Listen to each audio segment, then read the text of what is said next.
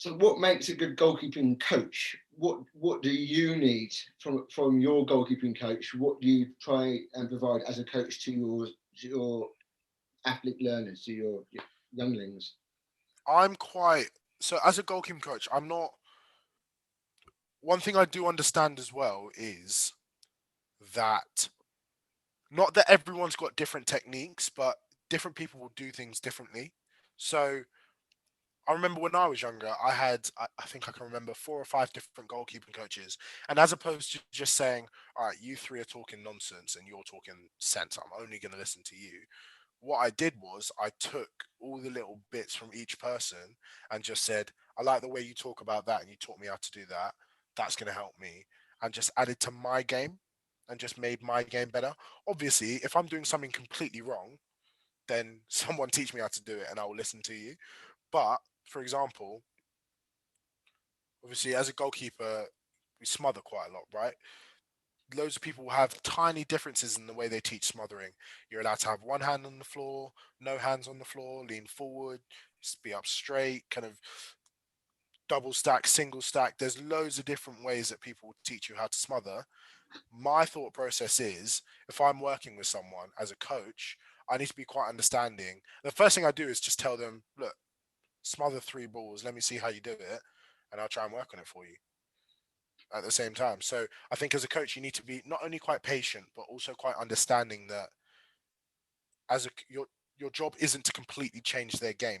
My job isn't to completely change the way you play hockey. It's to make you a better goalkeeper. So I'm trying to make your technique as effective and I'm trying to make you as effective as possible as a goalkeeper. Does that make sense? So developing individual style. Yeah, developing each individual as opposed to saying, "Here's my textbook." Everyone buy like the way they do at school. Here's my textbook. So the analogy I want to think of is in maths, right? Sometimes there are loads of different ways to get to an answer. However, in a maths class, your teacher's going to teach you one way to get to the answer. They're going to say, "You see a question like this, you have to do it like this." However, you might have had a tutor which will teach you a different way. I'm never going to be that maths teacher who tells you, "Look, I'm not going to give you any marks unless you do it my way." This is Don't get me wrong.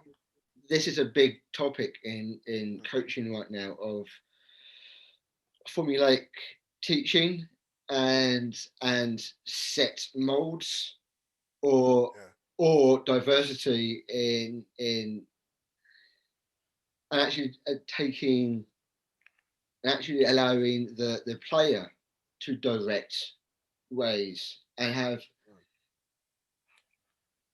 a degree of control over how he or she learns. yeah. I think you're never going to get I think no one's going to ever reach their full potential if you try and fit a square peg in a round hole. If you try and say, look, you as a goalkeeper need to do this, this, this, and this, and you have to do it this way and you have to do it that way, they're never going to reach their full potential because it's just going to be, they're either going to lose interest because they can't do it the way you're telling them to do it.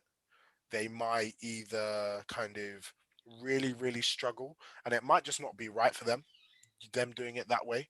They might actually really really struggle to do it that way.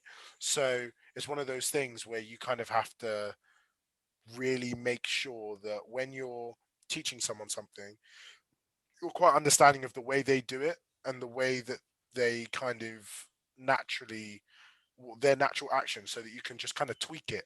It's more as a coach, you want to be tweaking things rather than you're not reinventing the wheel. You're not reinventing how they play. You're kind of tweaking how they play to make sure that they're the best possible player, I guess.